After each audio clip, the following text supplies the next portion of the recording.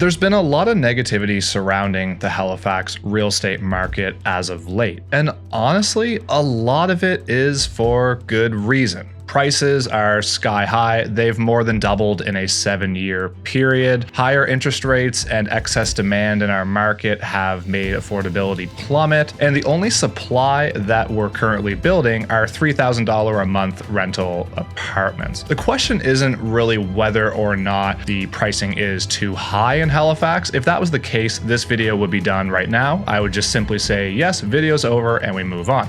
The question is it still worth it to buy a home in Halifax today with all the negativity surrounding the market and affordability? That's what I'm going to give my honest answer to in this video. But just before I get into it, if you're new here, my name is Andrew Stevens. I've been a realtor in Halifax for over 10 years, and I've sold almost 600 homes across the city. And if you want to be educated on the Halifax real estate market, then hit that like button and hit that subscribe button. If you're thinking about making a move in Halifax and this video doesn't scare you away, you can reach out to me anytime in the Calendly link below and book a call or a meeting with me. Before I get into the answer of the question, I think it's important to understand the hesitation or the fear behind those people who are skeptical with what we're seeing in the Halifax real estate market. So number one is overall affordability. Yes, the housing prices have more than doubled in a 7-year period here in Halifax. That is a fact. No, it is not normal, but that is where we're at. I recently posted a video talking about the overall affordability in Halifax based on a report from the PBO, and Halifax was the most unaffordable city for housing out of the 11 major cities that it was talked about in this report. Yes, we were double the Toronto numbers, and we were 4 times the Vancouver numbers. Pretty crazy, right? Number two would be carrying cost. This is something that has been all over the news and all over the comment section and things as of late. So a lot of people believe that a lot of homeowners have pinned themselves in a corner. They bought really high at the peak of the market. Rates are high. People who bought years ago at high prices that are now renewing are seeing as much as even $1,000 a month increase on their mortgage payments. This is causing some people to struggle financially. No doubt this is a serious problem, and a lot of people are probably feeling over leveraged based on all of this. Number three is the wages haven't kept up. The cost of living in Halifax is crazy, and the wages here haven't kept up to that kind of growth that we've seen over the past 5 to 10 years. A lot of people believe that this will eventually cause a crash. And number four would be just the overall home prices or valuations. They are sky high, and a lot of people are saying that this is unsustainable. This is leading people down the thought process of the market must crash, the market's going to tank. What if I buy a home now and the prices plummet? What if I buy a home now and I need to sell it quickly? Will I be able to get out of it? So these are sort of all the concerns that I see in the comment sections, and I hear people talking about and people ask me about. And truthfully,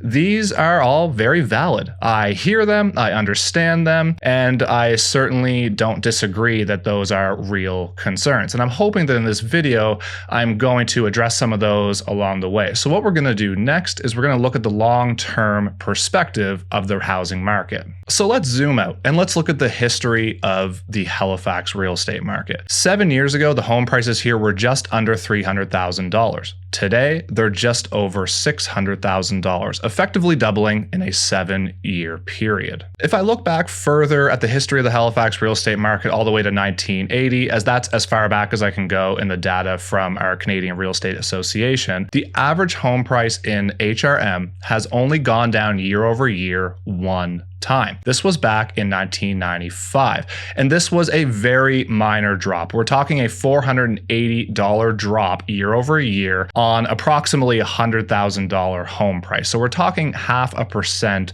drop year over year, and it hasn't happened any other time since 1980. So since then, we're talking 30 years to get to today. And I think this is very important to understand because during that time frame, it's not like there weren't some challenges in the market. We went through several different levels of interest rates. You know, you've heard your parents talk about 18% interest rates. Imagine buying a home and putting it on a Visa. That's basically what we're talking about here, right? We went through the 2008 situation. We went through the pandemic. We went through all kinds of things during that time frame, and yet the home prices only dropped one time in those 45 years. Did specific kind of micro markets drop year over year? Yes, of course that would have happened at points. So like specific neighborhoods or specific districts in the MLS, yeah, maybe they dropped year over year, but I'm talking full picture looking at HRM as a whole for the stats of this video. So during that time frame since 1980, the smallest year over year increase that we saw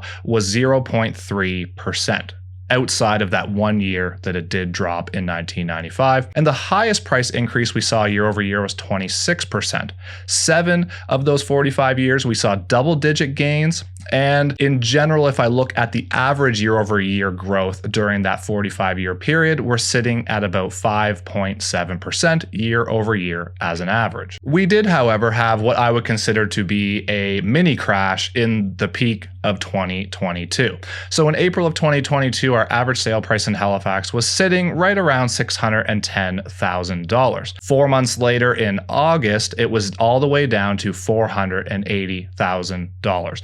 This is a 20% drop in a 4-month period, which would certainly be considered a crash by all metrics. And if you Google it or if you look up what is a market crash, 20% in 4 months would certainly fall under that specific definition. Fast forward 8 months later to April of 2023, we were nearing those numbers that we saw at the peak of April in 2022 again. So prices are now on the rise during this period. And by the spring of 2024, we are back up to where the peak is, and our average sale prices are hovering around what that looked like in the spring of 2022 before that crash. Now, it's important to note that even during this period, we did not see the year over year price point in terms of a calendar year actually drop year over year. So keeping with that trend of growth every single year in the HRM real estate market. So is every year that you own a home going to result in a gain in value that's going to change your life substantially? No, of course not. It's just not the way it works. But time in the market is generally always going to prevail in real estate. In all honesty, I've sold almost 600 homes in my career, and I've very rarely spoken to somebody who has owned a home for a minimum of 5 years, who had regrets about owning that home as a general statement based on solely the valuation aspect of the property. So now I'm going to take this one step further and talk about the power of long-term ownership within the real estate market.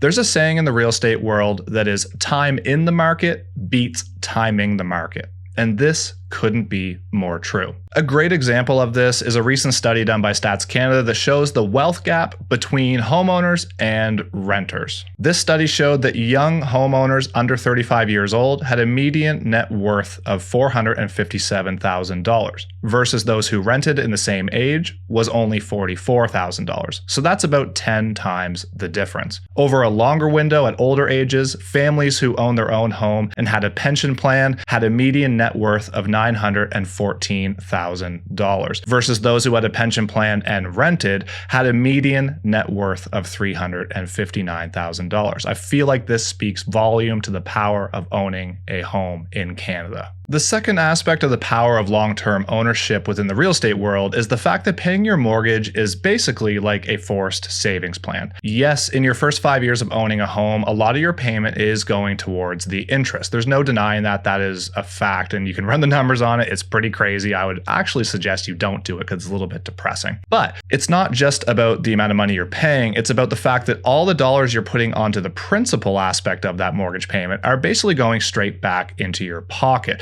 So it's not just about the growth of the asset itself or the valuation of the home. It's also about the amount of money you're paying down off of your mortgage. For reference, if you bought a home today in Halifax for $600,000 under general borrowing parameters, so kind of typical amortization, so like a 25-year amortization, a 5-year fixed rate, you would have $75,000 paid off of your principal on that mortgage after the first 5 years. This is regardless of the value growth in that property. So even if your property was worth the same thing, technically you would have $75,000 there in equity. If this home happened to grow by the average year-over-year growth that we've seen over the last 45 years over that time period, that would be 5.7% year-over-year compounded. And that means that home at the end of that 5-year period will be worth about $790,000. Meaning in that case, you would have approximately $265,000 of equity. Not bad, right?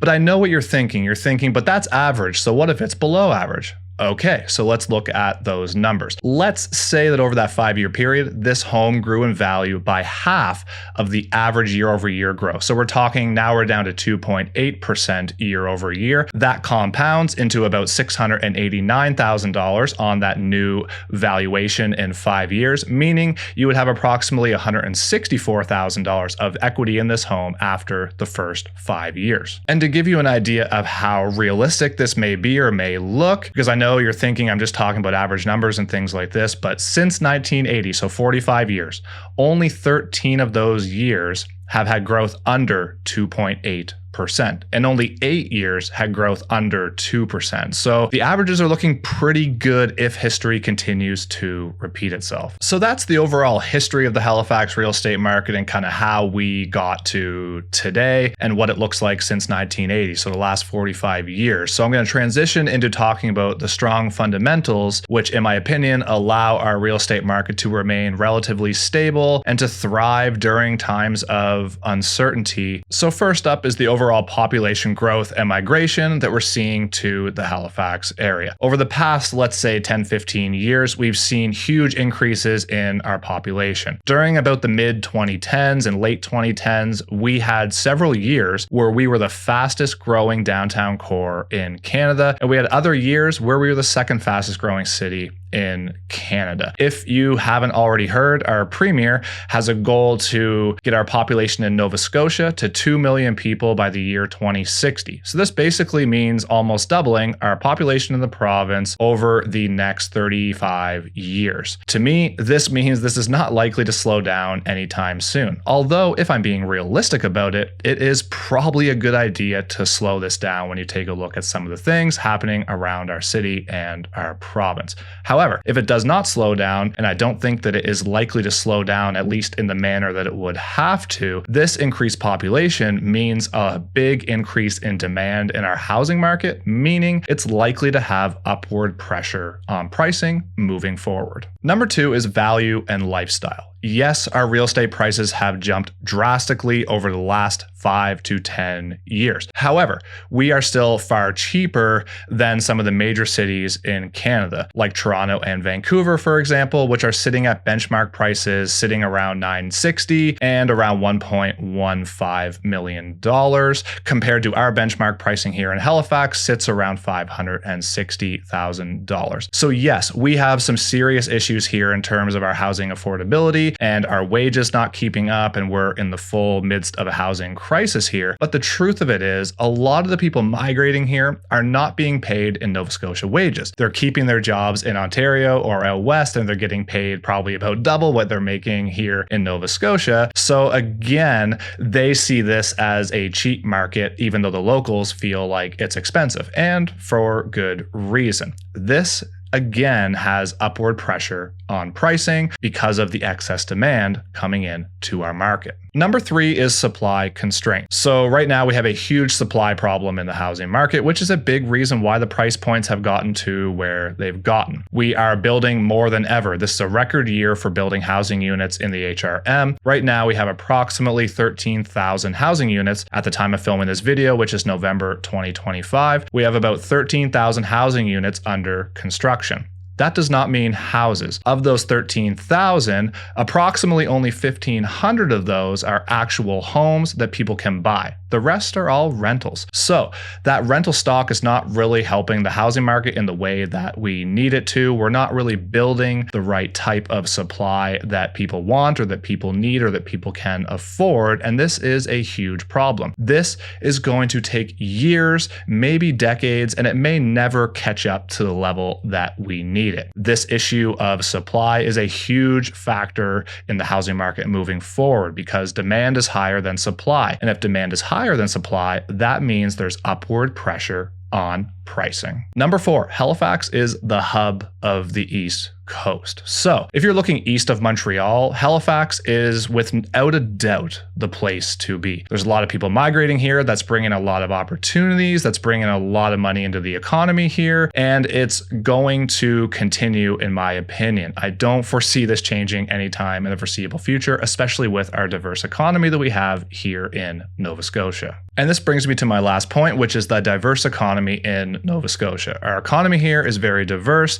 We rely on a lot of different industries, and that is, in my opinion, a huge factor of why the market has remained relatively stable over the last 45 years since 1980, regardless of what's happening around the world. So we're back to the question at hand. Is it still worth it to buy a home in Halifax? I'm going to let you make your own assessment of that based on this video and your other knowledge of what's happening in the market. And if you feel so inclined, drop it in the comments below. I would love to hear what people are thinking about this.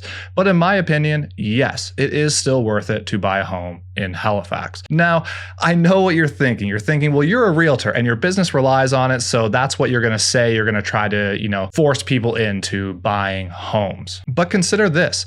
I am also an active real estate investor in the Halifax area, and I plan to continue to do so for many years to come. I'm also a brokerage owner, meaning I own a real estate office. We have about 88 agents in the Halifax area. So I obviously very much believe in the industry moving forward. It's not like I'm at home in my rental apartment sitting there thinking, ooh, now I've tricked everybody into buying homes and, they're all going to be in a mess when the market crashes, but I'm going to make my money as a realtor. So I'm just sitting at home clapping my hands. No, that's simply not the case. I have grown and built my business over the last 11 and a half years, built on the foundation of honesty and transparency with my clients. I tell them the good, the bad, and the ugly, and I try to be as transparent as possible. As you can see from many videos on this channel, there's a lot of negative ones. I actually had somebody comment on a video earlier today. I think it was the top 5 reasons not to move to Halifax, Nova Scotia. And she said, dude, you're a realtor. You're not selling your city very well.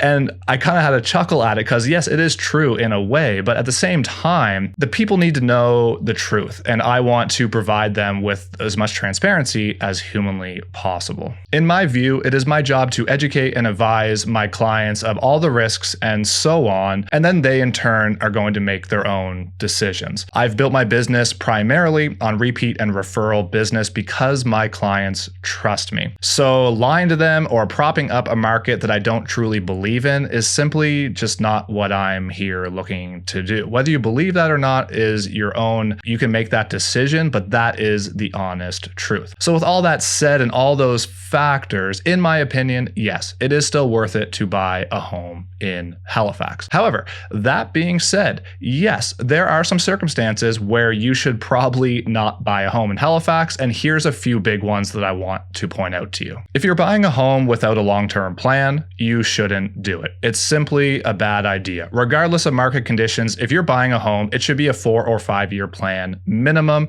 Again, doesn't matter what's happening in the market. If you're owning a home for a couple of years, that is putting yourself at risk for something bad to happen. Number 2 would be that you're trying to time the market. Again, timing the market is not a good idea. Time in the market is a good idea. Yes, I understand that a lot of people made bank over the last 5 to 7 years based on what happened in the market here, but I'm here to tell you that anybody saying they timed it perfectly is lying. That is a fluke. It is abnormal. It is not the way a typical real estate market works. That is how the last 7 years unfolded here, but it is not typical in the real estate history. And number 3 is you're going to be house broke. I think if you have to stretch your budget so far that you're going to be very tight financially, this is, in my opinion, a recipe for disaster. You should be buying a home if you're financially able to. You should be buying a home that is well under your max budget in terms of what the bank will loan you. And the closer you creep up to that max budget and you stretch your finances so thin, that is the recipe where people start to get themselves in trouble, which is happening a little bit in Canada right now based on the mortgage renewal. So don't buy at your budget or over your budget. Buy within your means and only if you're financially able to, and don't stretch yourself too thin. Again, I'm curious to hear from you. Do you think it's still worth it to buy a home in Halifax? Drop it in the comments below. And if you're thinking about making a move in the HRM, you can reach out to me anytime in the Calendly link below to book a call or a meeting with me. I would absolutely love to help. I've met lots of people from this YouTube channel. This is my biggest source of business outside of my repeat and referral business, and I've really enjoyed getting to know a lot of my subscribers. So thank you for that, and thank you for your support, and thank you for watching this video. And if you got any value out of this video, all I ask is that you hit that like button and hit that subscribe button so you don't miss any of my future content. That'll help push this out to more people like you who may want to be educated about the Halifax real estate market. So until next time, thank you so much for watching. I really appreciate your support, and have a great day.